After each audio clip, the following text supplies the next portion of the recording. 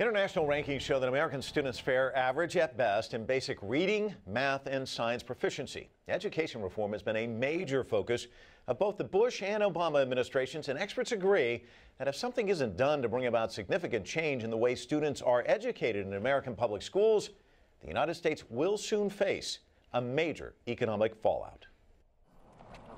Despite the U.S. government spending nearly $130 billion on all national public education programs in 2011, American students rank 17th in reading, 23rd in science, and 31st in math skills, according to the most recent survey conducted by the Organization of Economic Cooperation and Development.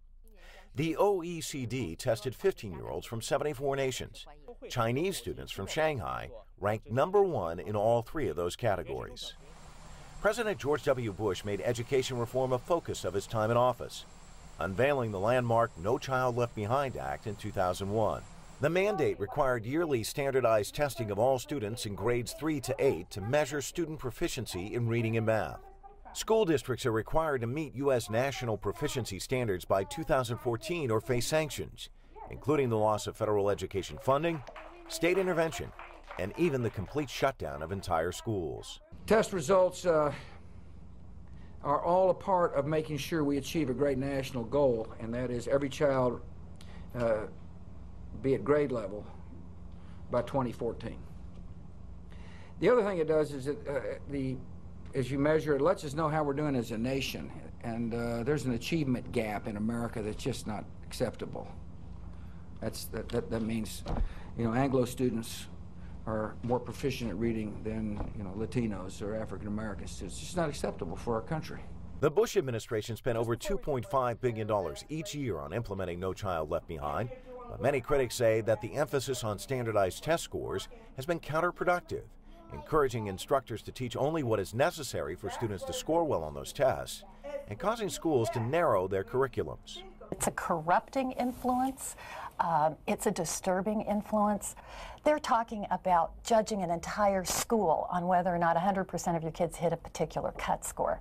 Now they're talking about judging individual teachers on nothing more than whether or not their kids hit a cut score on a commercial test. It's insane. In 2010, President Barack Obama announced a significant overhaul of American education policy, allowing individual states to opt out of the Bush-era standardized testing provisions if they could offer solutions that will get students ready for college or a career by the time they graduate high school. No issue will have a bigger impact on the future performance of our economy than education. In the long run, it's going to determine whether or not businesses stay here. It will determine whether businesses are created here, whether businesses are hiring here. And it will determine whether there's going to be an abundance of good middle-class jobs in America. The countries who out-educate us today will out-compete us tomorrow. So far, 24 states have been granted waivers from No Child Left Behind, allowing them to implement their own accountability standards for student achievement and teacher effectiveness, standards that meet the unique challenges and needs of each district. Education reform has also become an issue in the 2012 U.S. presidential race. Both President Obama and Republican presidential candidate Mitt Romney have drawn attention to a need for reform in U.S. public education to prepare American students to compete in a global job market.